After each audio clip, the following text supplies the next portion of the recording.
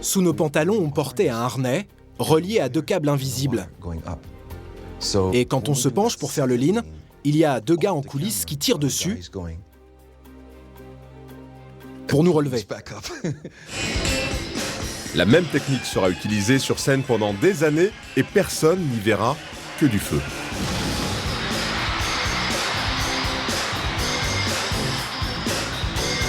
Avec le Bad World Tour en 1987, c'est le début des grandes tournées mondiales en solo. Michael n'avait plus fait de scène depuis son départ des Jackson. Alors comme pour ses clips, il va mettre les moyens. C'était un showman, il aimait vraiment être sur scène. Il voulait toujours donner le meilleur, plus grand, plus différent, spectaculaire. Le Bad Tour, ce sera 123 dates partout dans le monde et plus de 4 millions de spectateurs déchaînés.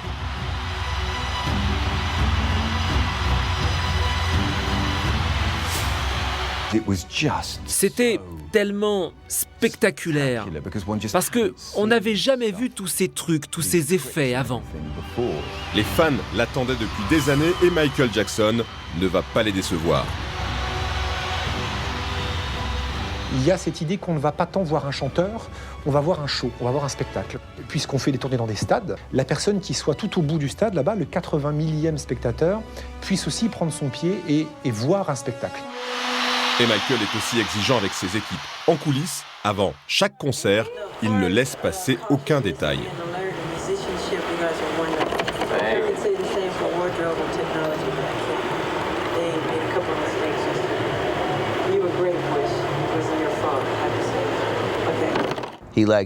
Il aimait conceptualiser le show. Il montait tout le spectacle.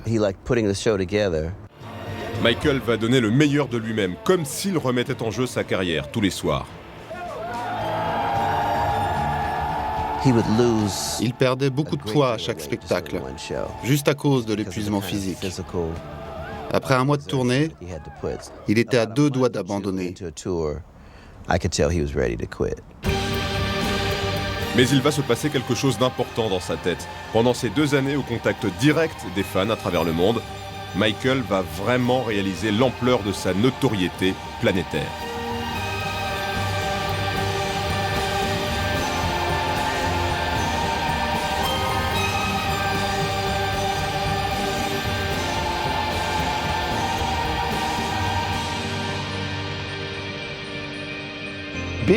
Être avec Michael, c'était comme être avec le Christ. Parce que les gens devenaient fous. J'ai vu des hommes et des femmes s'évanouir, avoir des orgasmes, littéralement.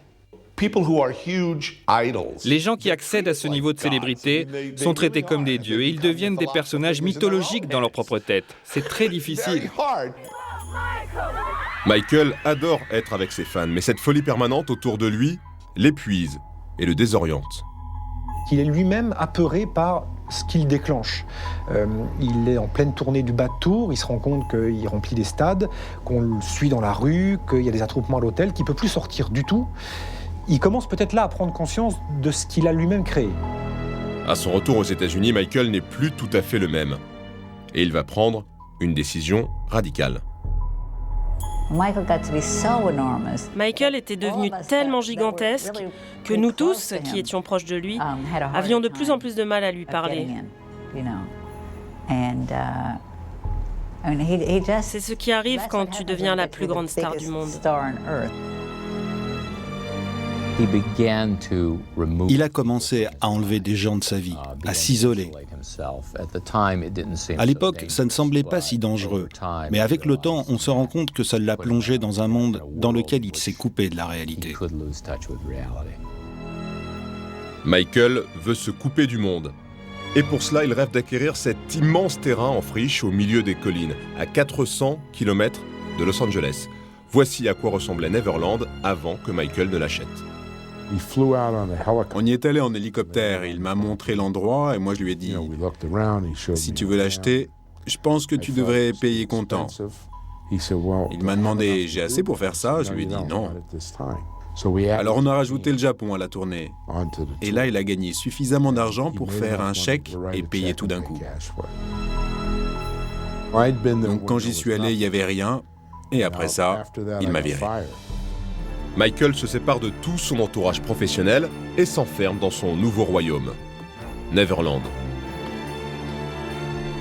C'est complètement paumé, il y a des grilles, il y a des gardes, on ne peut pas entrer chez lui comme ça, et là il est peinard.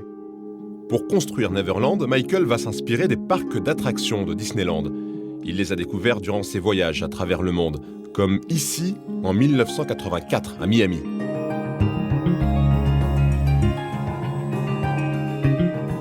À 30 ans, c'est devenu son loisir favori, l'une des façons pour lui de vivre l'enfance qu'il n'a jamais eue. Il était sur scène depuis l'âge de 10 ans. Il n'avait pas eu d'enfance et il a créé Neverland pour revivre une partie de cette enfance. Il est heureux sur scène, il est heureux en studio quand il travaille, mais sa vraie vie, quand les lumières s'arrêtent, quand il sort de la scène, il n'a jamais vraiment eu ce bonheur, il n'a jamais en tout cas eu cette insouciance que peuvent avoir les gens qui ont connu une enfance. Et en à peine 2 ans, Michael réalise son rêve autour de son ranch derrière les grilles de son domaine. Il fait bâtir un parc d'attractions, un zoo, et il embauche 120 employés pour s'occuper du tout. J'y ai vu une girafe, des lamas, la fête foraine, le cinéma, la salle de jeux vidéo. J'ai dit à l'un des gardiens que ce n'était pas la réalité. Il me dit, c'est la réalité de Michael Jackson. Il s'éveille ici tous les matins. À Neverland, Michael Jackson prend pour la première fois le contrôle de sa vie. Il ne fait que ce dont il a envie, sans avoir peur d'être épié ou critiqué. S'il veut traîner toute la journée en pyjama et monter sur son chameau, jouer avec son lama, il peut le faire. Personne ne trouvera ça bizarre. Parce que je crois qu'il a compris à ce moment-là que pour les gens, il commence à être bizarre. Il commence à être un peu suspect. Désormais, quand il ne travaille pas, Michael passe son temps à s'amuser. Et pour cela, il cherche la compagnie des enfants. Son meilleur ami de l'époque n'est autre que Macaulay Culkin, 10 ans, le jeune acteur de Maman, j'ai raté l'avion. Ready? No, but your hands gotta be inside the pocket, man. No. I'm gonna beat you. Ready? Are you ready? Wait, no, I'm not ready. Ready? No. I'm crazy for doing this. Okay, no, you gotta stretch it. Mac, you gotta. Whoa. I'm not doing the Superman. Ready? Good, set, go. You cheater! Le jeu préféré de Michael, c'est la bataille d'eau.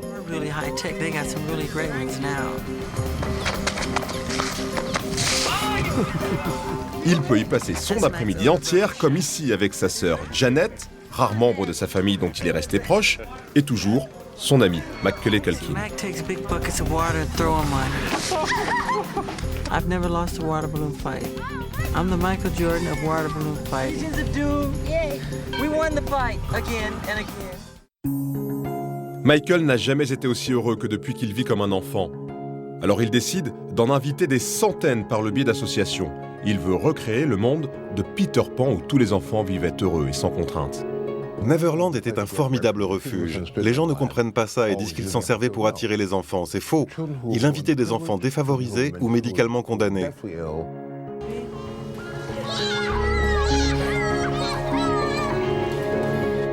Il les laissait faire ce qu'ils voulaient. Ça le faisait rire. Il se poussait dans la piscine, tout habillé, et il riait. Il ne se fâchait jamais.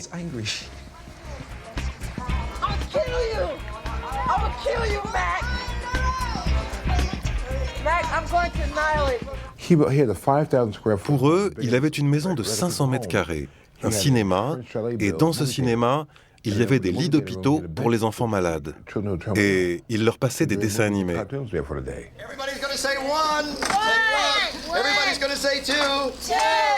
Everybody's gonna say. He ran. Well, look at him. He ran.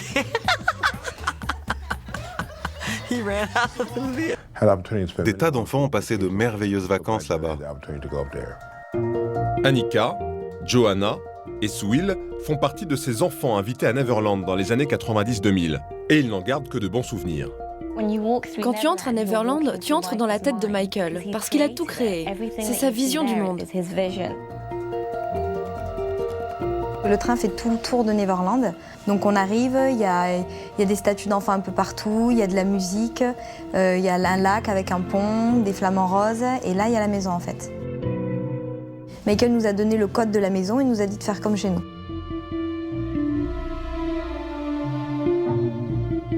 Depuis tout petit, je croyais vraiment connaître Michael à travers ses clips et à travers sa scène, comme tous les gens. travers l'image qu'il renvoie au niveau des magazines, au niveau de la télé. Et en fait, les premières heures que l'on passe avec Michael, on se rend compte que c'est une personne qui est complètement différente. Quand on le voit comme ça dans sa vie privée, il est tellement naturel en fait. Je veux dire, tout ce qu'il fait, c'est s'amuser, profiter. On dirait un enfant, quoi.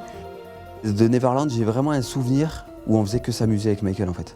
On se battait dans sa chambre à coups d'oreiller, on se balançait des trucs dans la tête. J'avais passé la soirée, le lendemain, il se lève. Donc on se dit bonjour, hein, normal. Après, il va faire du trampoline. Ensuite, il enchaîne parce qu'il a toujours des coups de fil à passer. Ensuite, il revient, on va regarder un film. Tu passes une journée avec, t'es mort de rire, quoi. Il est trop gentil. Il s'intéresse vraiment à toi quand il te parle. C'est quand même Michael Jackson, mais il te donne l'impression d'être la personne la plus importante au monde. Il avait un côté triste, de clown triste, dû par sa solitude, en fait. On voit Michael déambuler tout seul quoi, et avec très peu de gens qui viennent le voir. Mais il est obligé de s'enfermer dans cette solitude en fait, avec ses 3 ou 4 réels amis. Quand il est à Neverland, Michael ne côtoie plus beaucoup d'adultes, à l'exception de ceux qui acceptent d'entrer dans son jeu, comme sa grande amie, l'actrice Liz Taylor, ici à l'intérieur du ranch. Ce soir-là, c'est Noël et Michael, à 35 ans, ne l'a encore jamais fêté. Tout simplement parce qu'il a été témoin de Jéhovah pendant une grande partie de sa vie. Michael, à l'époque de Thriller, il faisait encore du, comment on dit déjà, du prosélytisme. Vous saviez qu'il se déguisait ? Quand il était témoin de Jéhovah le dimanche matin, il allait frapper aux portes pour distribuer leurs brochures. Et il avait peur que les gens reconnaissent Michael Jackson. Imaginez Michael Jackson au top de la gloire. Toc toc toc. Hello, vous voulez lire le Watchtower ? Incroyable. Mais depuis quelques années, Michael a quitté les témoins de Jéhovah. Alors son amie, Liz Taylor, a décidé de lui fêter Noël pour la première fois. La scène est surréaliste.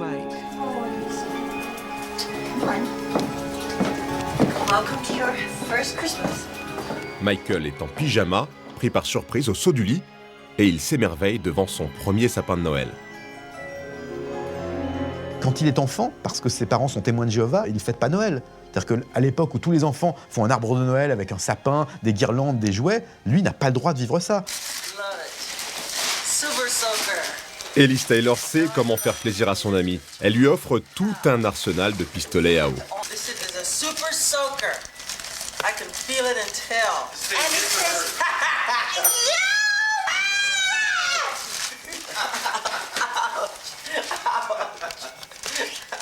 And I have this one, it's for you, but can I have it? Yes. Thank you. What is it? It's a water gun. Water gun. How do you know it's water gun? Because I see it at the top. That's not fair. It's a super soaker. Take it. Thank you, you're too kind. Plastic suit you put on.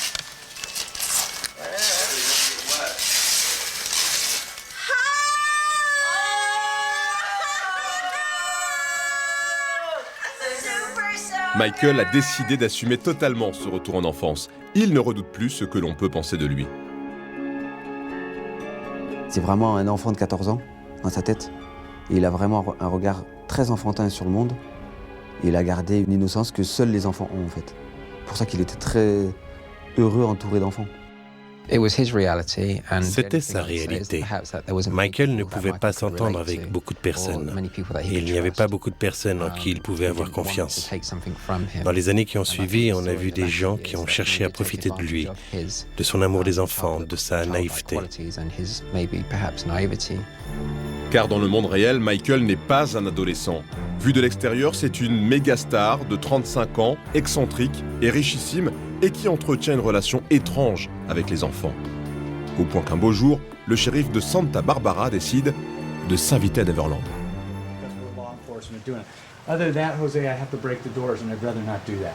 Okay, so we can't let Joe onto the property right now. So he's going to order you.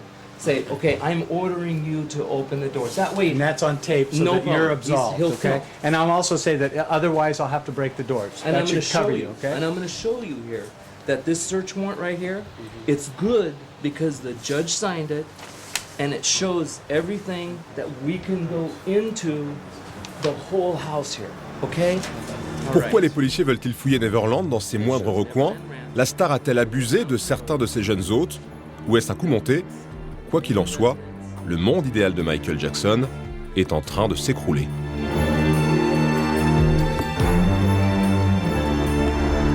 Retour en 1991, Michael Jackson a repris le chemin de la scène et des studios pour son nouvel album au titre évocateur, Dangerous. L'occasion pour l'artiste de retrouver John Landis pour le clip Black or White. Sur Black or White, il était toujours adorable, mais il était devenu dingue, mégalomaniaque, fou. Et mon boulot, c'était de faire en sorte que ça ne se voit pas trop.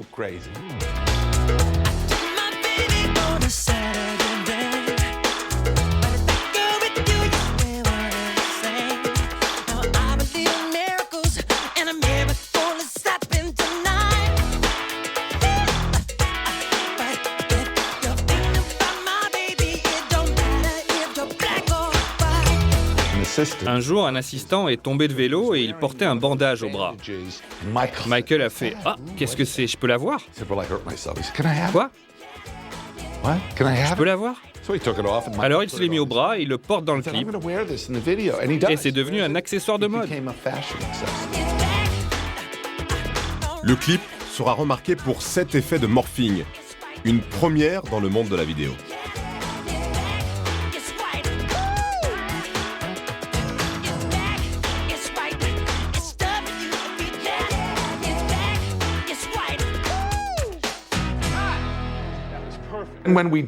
Quand on l'a fait sur Black or White, c'était révolutionnaire. Personne n'avait vu ça avant. Waouh! Maintenant, vous pouvez le faire avec votre ordinateur.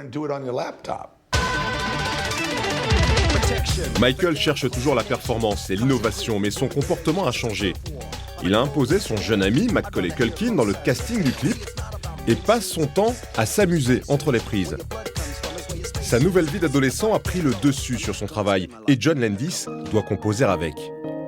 En réalité, 2 réalisateurs avant lui ont jeté l'éponge. In appreciation for working on the Black or White short film, we'd like to say thank you and we love you and we think you done a wonderful job. John? Because What, Mac? What, Mac?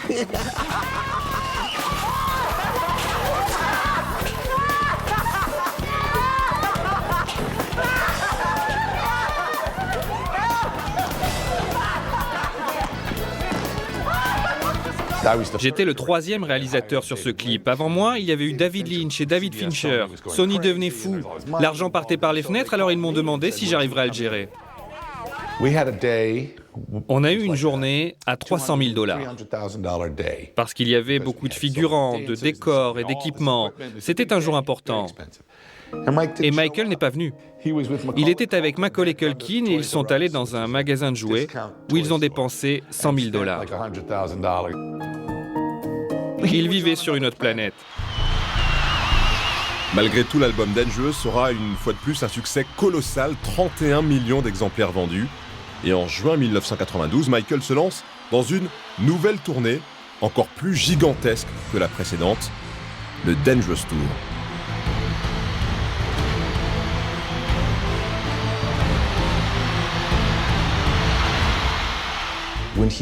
Quand il jaillit du sol, qu'il atterrit sur scène et qu'il reste sans bouger, avec les gens qui s'évanouissent, lui reste comme ça, sans rien faire. C'est l'une des entrées les plus incroyables que j'ai jamais vues.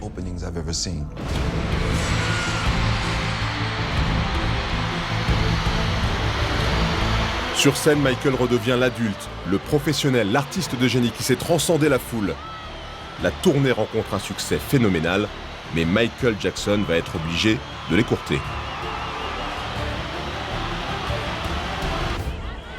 Le 17 août 1993, il fait une déclaration enregistrée après l'annulation de son concert à Bangkok, officiellement pour raison médicale. I'm sorry for not performing yesterday as I am really sick and still under medical treatment. I have been instructed by my doctor not to perform before Friday, August 27, 1993. En fait, Michael est sous le choc. Il vient de recevoir une convocation de la justice américaine il est accusé d'abus sexuels sur mineurs par un enfant de 13 ans, Jordan Chandler. Voici Michael, avec cet enfant sur ses genoux quelques mois auparavant à Monaco. À sa droite, la mère de Jordan et sa demi-sœur Michael les avaient conviés à plusieurs de ses déplacements. Et c'est le père de Jordan qui porte plainte. Il réclame 25 millions de dollars. I will say that I am particularly upset by the handling of this mass matter by the incredible, terrible mass media.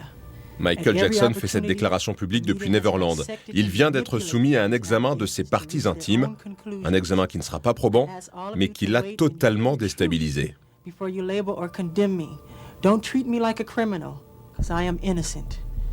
I have been forced to submit to a dehumanizing and humiliating examination by the Santa Barbara County Sheriff Department and the Los Angeles Police Department earlier this week. Je crois que le public ne se rend pas compte à quel point ça l'a blessé, à quel point ça l'a torturé. Je crois que personne ne réalise combien ça l'a affecté. Ce qu'on lui reprochait en une des magazines, c'était la dernière chose au monde qu'il aurait pu faire. Michael Jackson est amaigri et affaibli. Cette affaire l'a rendu accro aux antidépresseurs. Faute de preuves tangibles contre lui, Michael remporte la première partie du procès au pénal. Mais il commet une erreur. Il accepte de payer 22 millions de dollars pour éviter les poursuites au civil. Plusieurs de ses conseillers voulaient qu'il tourne la page de ce scandale pour se remettre vite au travail. Et on lui a conseillé de payer tous ces millions de dollars car s'il reprenait la tournée, il y avait encore plus d'argent à gagner. Pour eux, on est en 93, c'est la première fois que ça se produit, tout le monde est dépassé par les événements. Donc la porte de secours la plus sûre, mais la moins solide sur le plan de l'image, c'est de payer.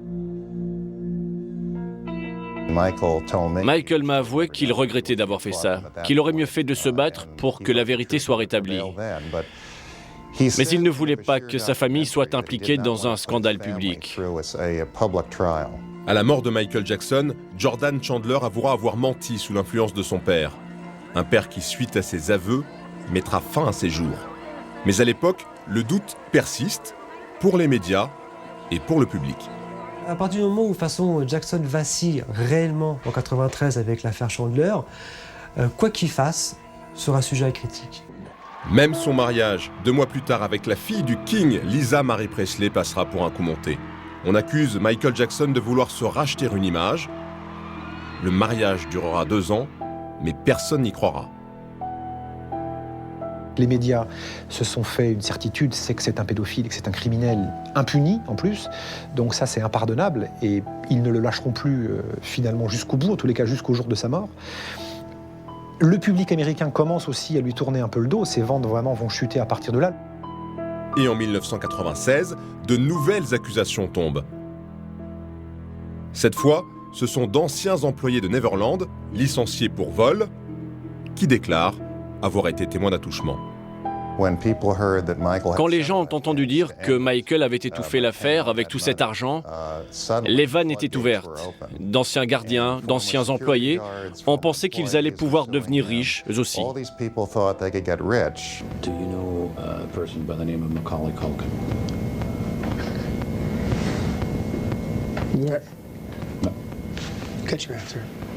Ce jour-là, Michael est entendu par les avocats de ses employés qui filment la scène pour médiatiser l'affaire. To your knowledge, were you ever accused of having sexually molested Macaulay? That's an instruction not to answer on that one. La star semble abasourdie par ce qu'elle entend. Grâce au démenti immédiat de Macaulay Culkin, ces accusations mensongères n'aboutiront à rien. Mais la réputation de Michael Jackson s'entache encore un peu plus. Ils inventaient des mensonges hallucinants que le public et les médias croyaient, car personne ne cherchait à vérifier ces infos. Et le coup de grâce arrive en 2003 avec une nouvelle affaire, l'affaire Arvizo. Gavin Arvizo, 14 ans, accuse Michael Jackson de l'avoir saoulé à l'alcool, puis de l'avoir abusé. Voici son témoignage devant le shérif de Santa Barbara. I think it was Diet Coke, I don't know. But he got a bottle of wine and he put it in there. And then he took it to me and I asked him, he said drink it, and I said, what's that? Gavin porte des accusations graves qui laissent l'entourage de Jackson sans voix. Michael avait été contacté par quelqu'un qui lui avait dit que cet enfant mourait d'un cancer et qu'il avait besoin d'aide. Alors Michael l'a invité avec sa famille à Neverland, où ils ont séjourné très souvent. Il a passé beaucoup de temps avec sa famille, beaucoup de temps avec Gavin. Ils ont fini par l'appeler papa et par compter de plus en plus sur lui. Et voici d'ailleurs ce que disait la mère de l'adolescent quelques semaines auparavant. Gavin et sa famille témoignaient devant les caméras pour remercier Michael de l'avoir aidé à guérir du cancer. Michael Jackson is involved, the very same man who cares about me and my 3 kids to make sure that their past is erased and that all that can count is a future full of happiness, joy and safety. Alors pourquoi de telles accusations à présent? Joanna et Sue Will étaient à Neverland en même temps que Gavin. Ils ne comprennent pas. Gavin était tout le temps derrière Michael. En plus, c'était vraiment un ado, je veux dire, des fois il parlait mal, des trucs comme ça. C'est vraiment pas un enfant qui se serait laissé faire du tout. Mais vraiment pas du tout, quoi. Nous, on a joué avec et tout, mais il avait vraiment son caractère. Moi, au contraire, Michael, c'était plus lui qui faisait limite l'enfant à faire ses jeux, ses trucs, et Gavin qui le taquinait dans l'autre sens. On a partagé l'intimité avec Gavin et Michael. Bon, il ne s'est vraiment rien passé à part regarder des films allongés sur un lit. En fait, c'est la mère de Gavin qui a poussé son fils à témoigner contre la star, car Michael avait fini par la chasser de Neverland. Elle demandait à Michael de lui acheter une maison, des trucs, et en fait, à un moment donné, il a dû arrêter de voir finalement la famille, à cause de la mère, en fait. Quand il a commencé à prendre ses distances par rapport à la famille, à mon avis, ils ont été très en colère et ont pris des avocats. Ils sont allés voir des avocats avant même de déposer une plainte. La mère a raconté qu'elle avait été séquestrée par Michael Jackson à Neverland.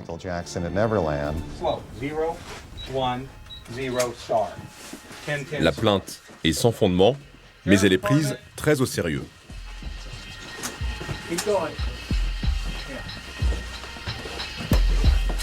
Okay, we'll have you stay right here for a second. Okay. And this is Mr. Jackson's main area. Okay. Sheriff's Department. Le 18 novembre 2003, 70 policiers débarquent à Neverland pour une perquisition sans précédent. Une perquisition filmée par la police elle-même, dont voici les images inédites. En novembre 2003, le shérif de Santa Barbara a fouillé Neverland.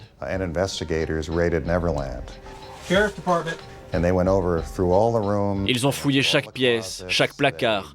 Ils ont mis beaucoup de désordre.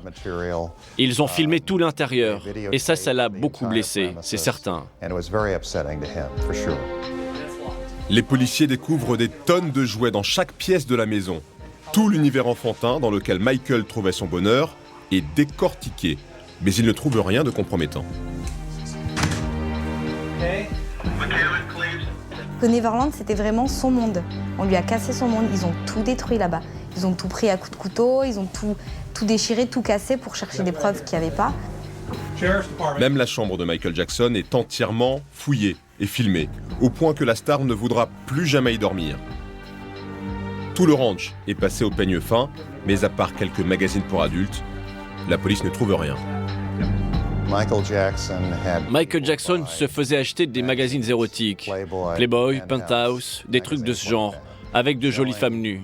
Mais ils étaient venus ici pour prouver que c'était un pédophile, attiré par les jeunes garçons.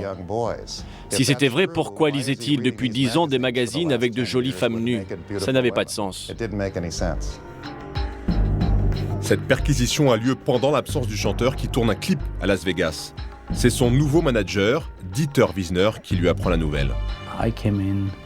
Je suis allé le voir et je lui ai dit « J'ai une bonne et une mauvaise nouvelle. La mauvaise, c'est que la police fouille le ranch. » Michael était juste choqué. Il ne pouvait pas parler, il était vraiment choqué. Et je lui ai dit, la bonne, c'est que cette fois c'est l'occasion de régler tes comptes, de tout mettre à plat. Et quelques heures plus tard, il m'a dit, ok, allons nous battre. Michael prend son jet privé et se rend immédiatement aux autorités de Santa Barbara. Toute la presse est déjà là. La star est accueillie comme un criminel, menottes au poignet.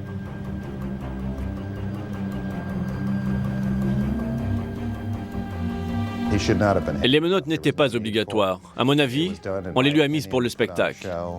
Et sa photo prise ce jour-là pour son dossier judiciaire fera le tour du monde. Une photo qui parle d'elle-même. Michael Jackson est condamné d'avance. C'est le procès du siècle. Tous les médias sont venus pour le crucifier. La messe est dite. Pour eux, il est coupable, il va être condamné. La seule question, c'est dans quelle prison, comment est-ce qu'on va payer le maton pour avoir des photos. Ils sont tous persuadés que c'est ce qui va se passer. C'était très stressant. Je me suis rendu compte très vite que les médias avaient déjà programmé son inculpation. Ils voulaient qu'il soit inculpé. C'était le plus grand artiste au monde. S'il était inculpé et mis en prison, cela ferait d'excellentes histoires à raconter. I have great faith in our justice system. Please keep an open mind and let me have my day in court. I deserve a fair trial like every other American citizen. I will be acquitted and vindicated when the truth is told. Thank you. Et puis le procès est arrivé. Et là, ça l'a achevé. Le procès débute en janvier 2005 au tribunal de Santa Barbara. Michael Jackson est sous le coup de 14 chefs d'inculpation et risque 20 ans de prison. Des centaines de fans sont venus le soutenir et resteront jusqu'au dernier jour. C'était frustrant, c'était pénible, c'était horrible, car nous savions tous que Michael n'avait rien fait. Dans ces jours de malheur, il savait qu'il pouvait compter sur tous ses fans. Et ça, c'était très important pour lui. Michael était un génie, mais dans la vie, c'était quelqu'un de très seul.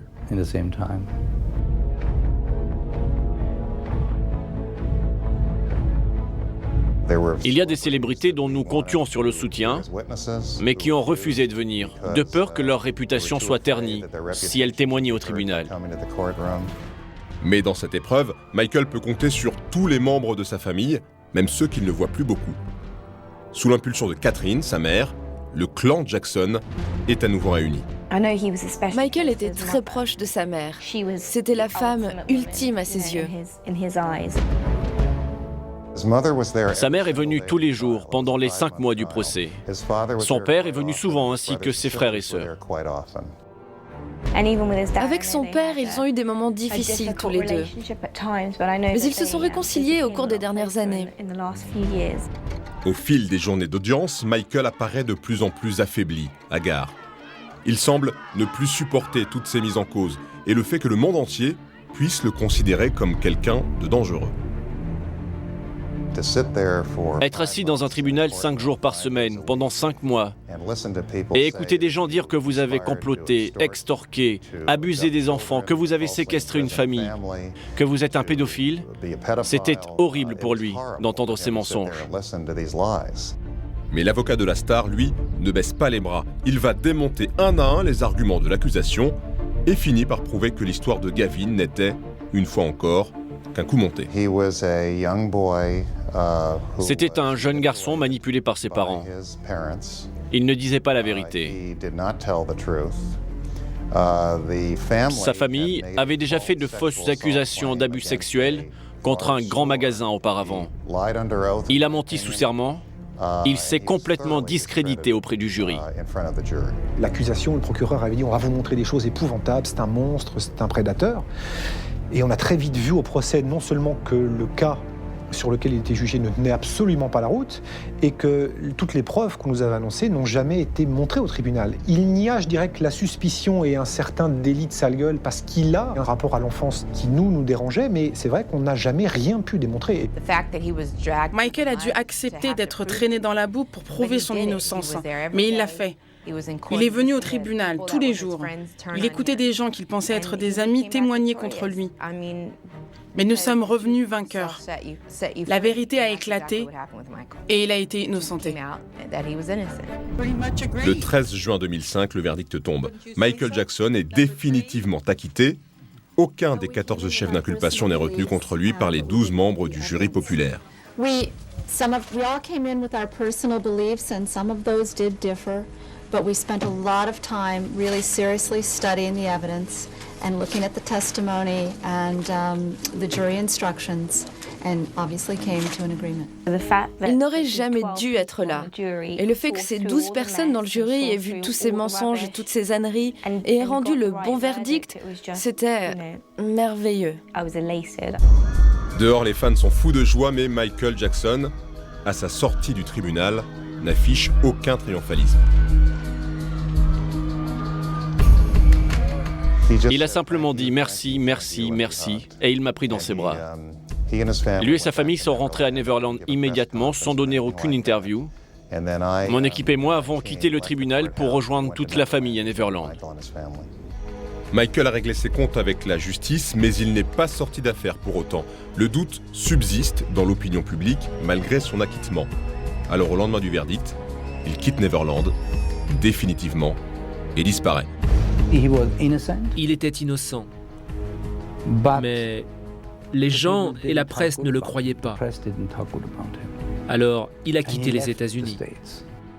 Quand il termine le procès, c'est un paria. Et s'il quitte l'Amérique, c'est aussi parce qu'il sent qu'il est banni, c'est-à-dire qu'on le fout dehors.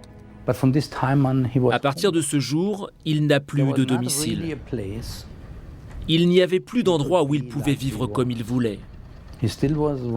Alors, il a été d'hôtel en hôtel, un peu partout dans le monde. Je pense que ce fut la période la plus difficile de sa vie. Après 2005, on perd sa trace. Personne ne sait où il habite. Seuls ses proches connaissent la suite de l'histoire. Voici comment Michael Jackson a tout fait pour protéger son dernier jardin secret, ses enfants. Who is it? Who? Look. Look. You want to say what you have for breakfast? What did you have? You had some breakfast? Yeah. What did you have? Corn? Corn. Corn, right? Corn? Corn. Yeah, corn. Was it good? Was the corn good? En 1996, 2 ans après son divorce avec Lisa Marie Presley, Michael Jackson s'est remarié avec Debbie Rowe.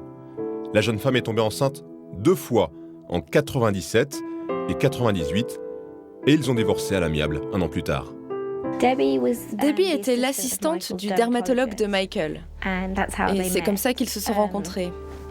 Ils se sont mariés et c'est la mère de Prince et Paris.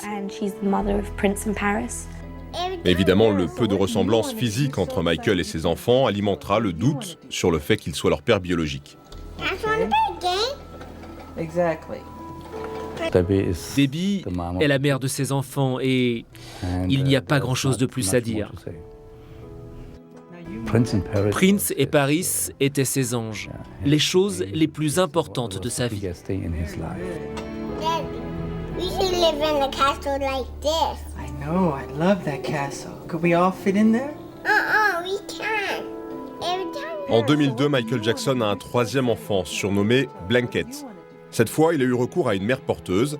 Après arrangement financier, il a obtenu la garde exclusive des 3 enfants. Il a eu Prince Paris et Blanket parce que, malgré ses nombreux fans et sa grande famille, il se sentait seul. Il sentait que tout le monde attendait toujours quelque chose de lui. Ses enfants l'aimaient simplement parce que c'était leur père.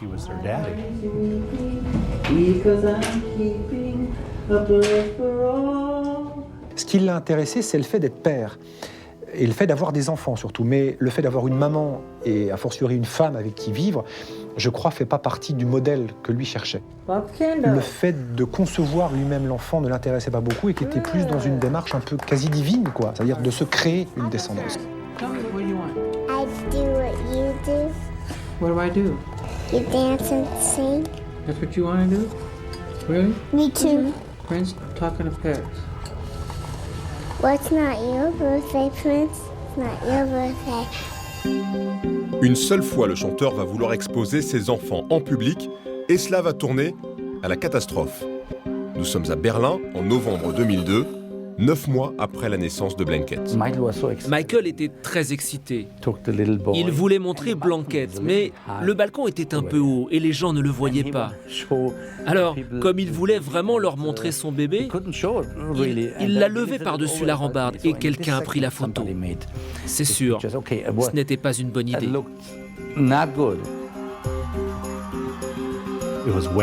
La réaction fut complètement démesurée. Je pense qu'en Allemagne, personne n'a vraiment fait attention. Mais Michael a appris qu'aux États-Unis, on voulait lui envoyer la police pour lui retirer ses enfants. Après cet incident, Michael Jackson va tout faire pour les protéger des médias et des foules. Ses 3 enfants resteront à l'abri à Neverland, où il fera tout pour leur donner une éducation exemplaire.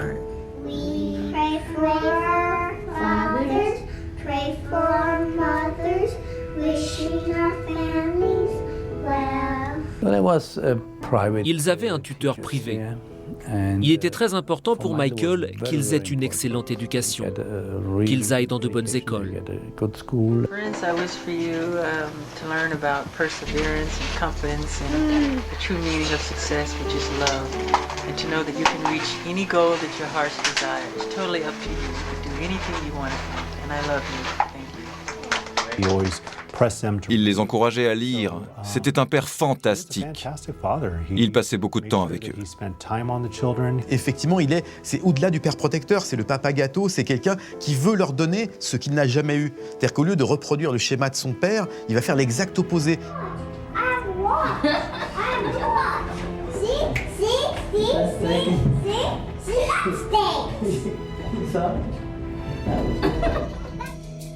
Voilà pourquoi, après son procès, Michael veut emmener ses enfants le plus loin possible. Il part à l'autre bout du monde, à Bahreïn, dans les Émirats Arabes Unis. These events have caused a nightmare for my family, my children and me. I never intend to place myself in so vulnerable a position ever again. Il part à Bahreïn, où il est très ami avec le fils du sultan, qui l'accueille et qui le protège, parce que le sultanat de Bahreïn, on n'y entre pas comme ça, surtout quand on est journaliste, donc il y a la certitude d'une protection totale. Disons que ses enfants, voilà, ils étaient coupés du monde, de ce que les gens pouvaient dire de lui, donc je pense qu'il a trouvé un équilibre comme ça. Après les Émirats, on le retrouve à Londres en 2006 pour une courte apparition lors d'une remise de prix. Mais à part ça, il fuit tout ce qui pourrait l'exposer aux médias. En réalité, Michael Jackson avait déjà, à ce moment-là, pris sa retraite musicale. Quand j'étais avec lui en 2007, je sais qu'il voulait se tourner vers la réalisation, faire des courts-métrages, produire. Il ne voulait pas vraiment être devant la caméra, mais derrière la caméra. La plus grande peur qu'il avait était de devoir remonter sur scène à cause de problèmes financiers. Il ne voulait vraiment pas faire ça. Il n'avait pas envie de refaire le moonwalk à 50 ans. C'est ce qu'il m'avait dit. Et c'est pourtant ce qu'il est venu annoncer à Londres au mois de mars 2009, son grand retour pour une ultime tournée. These will be my final show performances in London. This will be it. This is it. And when I say this is it really means this is it. Alors pourquoi Michael Jackson a-t-il décidé de remonter sur scène? Est-ce réellement de son plein gré? Voici les dessous de cette dernière tournée annoncée, celle qui lui sera fatale.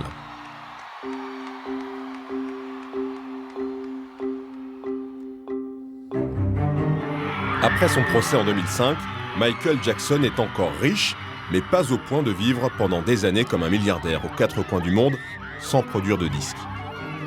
C'est aussi un des volets très négatifs du procès, c'est que quand il sort du procès, il est, alors moi ruiné, j'ai de gros doutes, mais en tous les cas, il est à court total de liquidité, il n'y a plus rien. Il faut payer les avocats, il y a plein de choses à faire. D'autant que son train de vie lui coûterait plus de 2,5 millions de dollars par mois. Alors Michael emprunte de l'argent. Fin 2008, sa dette s'élèverait à 267 millions de dollars. Pendant des années, il avait des personnes à qui il faisait entièrement confiance. Il s'est séparé de ces personnes et ça a été la catastrophe. Moi, j'ai dû arrêter de travailler pour lui en 2008, tout simplement parce que je n'étais plus payé. Michael le savait et faisait tout son possible. Mais à cause de ses difficultés financières, on a dû passer plusieurs mois sans salaire. Son frère Jermaine le met alors en contact avec un nouveau manager, le docteur Tomé Tomé. L'homme est en lien avec l'organisateur de concerts AEG Live. Il lui propose de rembourser sa dette par une série de concerts. AEG Live, en fait, rachète toutes les dettes de Michael Jackson. Et en contrepartie, Michael Jackson se lance en fait dans une tournée de 5 à 10 dates. Et donc les 5 premières dates, tout l'argent retourne à AEG Live. Et à partir de la 6e date, là, Michael Jackson commence à avoir de l'argent. Michael finit par accepter, mais pas uniquement pour l'argent. Il n'était pas monté sur scène depuis près de 12 ans. Ses enfants ne comprenaient pas pourquoi les gens le pourchassaient dans la rue et réclamaient toujours des autographes, des photos. Alors Michael voulait qu'il le voie sur scène. C'est une des raisons pour lesquelles il a accepté ce comeback. Il voulait que ses enfants profitent de la tournée et partagent son excitation. Michael commence les répétitions et finalement reprend goût au travail. Au bout de quelques semaines, il retrouve ses vieux réflexes. It's just an apple cop. Let me take a bite. And when they say why, tell them that it's human, they know why. Does he do it that way? And when they say why. Avant que les répétitions commencent, il pensait que les gens l'avaient oublié et lui-même doutait de pouvoir remonter sur scène. Et là, il était heureux de voir que non seulement il en était capable, mais qu'en plus, les gens étaient impatients de le revoir. C'était tellement bien de le revoir sur scène. Il semblait heureux, excité. La Michael Mania reprenait partout.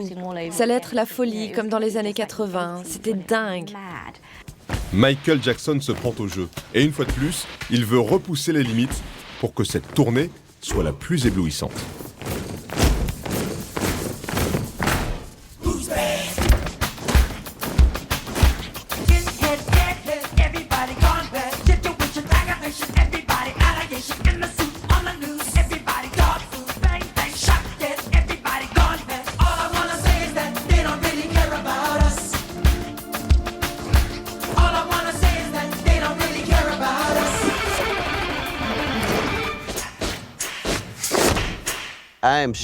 Je suis sûr qu'il était épuisé. J'étais épuisé. On l'était tous.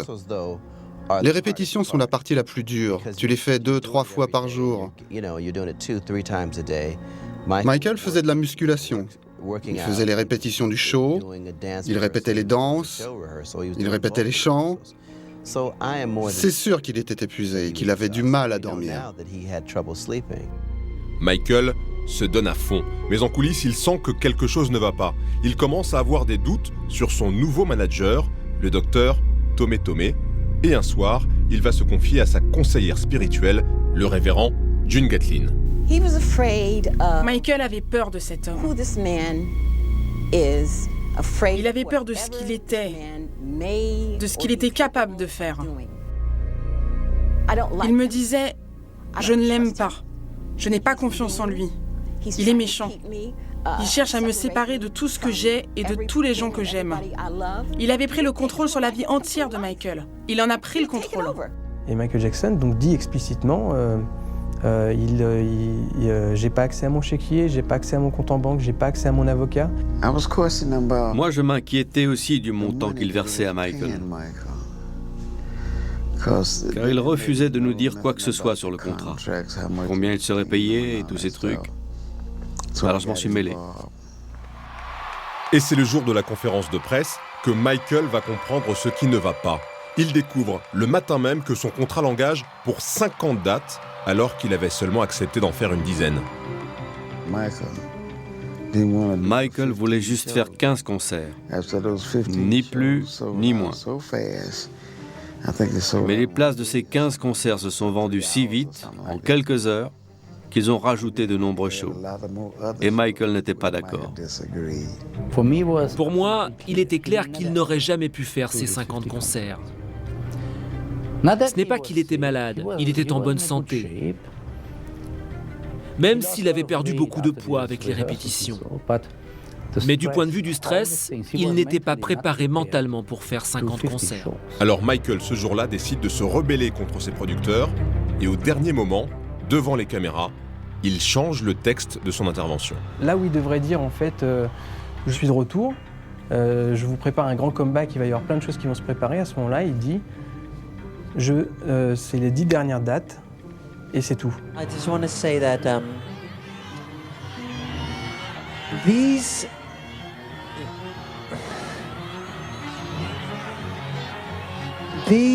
will be my final show performances in London. This will be it. This is it. And when I say this is it really means this is it. Et c'est pour ça qu'à ce moment-là, on sent Michael Jackson qui, avec son poing en l'air, le geste est super marquant quand on connaît l'histoire. C'est qu'à ce moment-là, Michael Jackson redevient le boss. Mais d'un autre côté, il avait signé et il ne pouvait pas se dépêtrer aussi facilement de ce contrat. Et c'était ça le problème. This is the final curtain call. Okay? And I'll see you in July. On ne saura jamais si Michael Jackson allait réellement faire cette tournée incroyable. 3 mois plus tard, le 25 juin 2009, vers midi, Michael Jackson est conduit aux urgences du centre médical universitaire de Los Angeles. Yes, sir. I need an ambulance as soon as possible, sir. We have a gentleman here that needs help, and he's not breathing yet. He's not breathing, and we're trying to pump him, but he's not. Okay. We need him. We need a Just we're on our way there. We're on our way. I'm gonna do as much as I can to help you over the phone. La star est tombée dans le coma pendant la nuit à son domicile après une overdose de propofol, un puissant anesthésiant qu'il utilisait pour s'endormir. J'ai filé là-bas. L'ambulance venait tout juste d'arriver depuis à peine 2 ou 3 minutes. Alors je suis allé directement à l'hôpital. Sa mère m'a appelé et elle m'a dit « Qu'est-ce qui se passe? Mon fils est malade ?» Et quand elle est arrivée, il était déjà trop tard.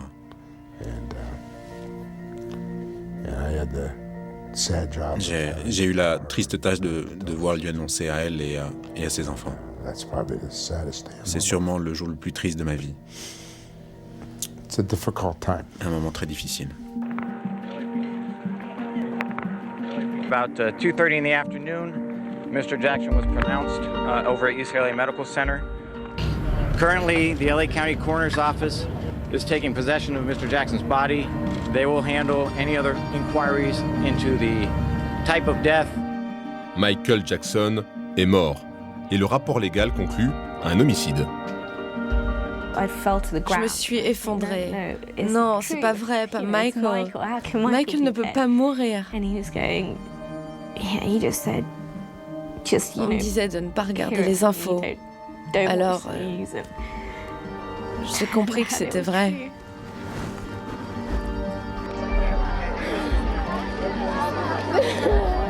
Je ne pleure jamais. Même quand mes parents sont morts, je n'ai pas pleuré. Mais là, à l'intérieur de moi-même, ça fait mal.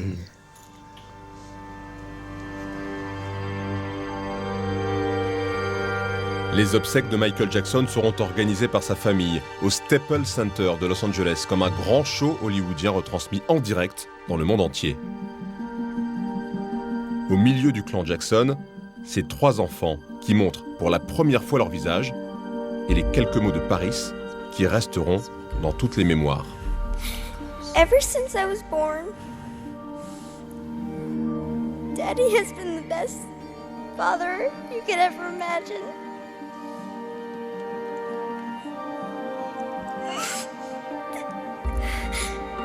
And I just wanted to say I love him so much.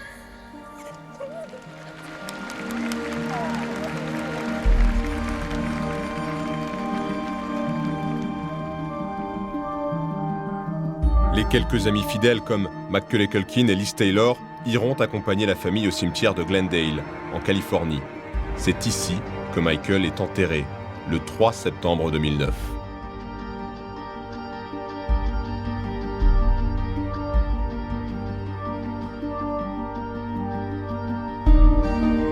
Au même moment, partout dans le monde, des millions d'anonymes descendent dans la rue pour célébrer leur idole. Michael Jackson, c'est 40 ans de carrière, vraiment, donc ça touche évidemment 4 générations, ça touche 4 décennies, donc des gens qui ont grandi avec lui, d'autres qui l'ont découvert sur le tard ou plus tard, mais ces gens-là, de la personne qui aujourd'hui a 60 ans comme de celle qui en a 15 et qui ont été touchés, émus, bouleversés par sa disparition et ont envie de communier. Un déferlement d'hommages inattendu qui en dit long sur le décalage entre l'image médiatique de Michael Jackson et celle que le public a gardée de lui. C'est une icône, un véritable génie. Sa musique et ses clips vivront toujours. On l'aime et il nous manque. Michael Jackson restera un personnage unique, un génie artistique, une légende. L'image trouble dont il a tant souffert n'aura finalement jamais altéré l'empreinte de sa musique dans le cœur des gens.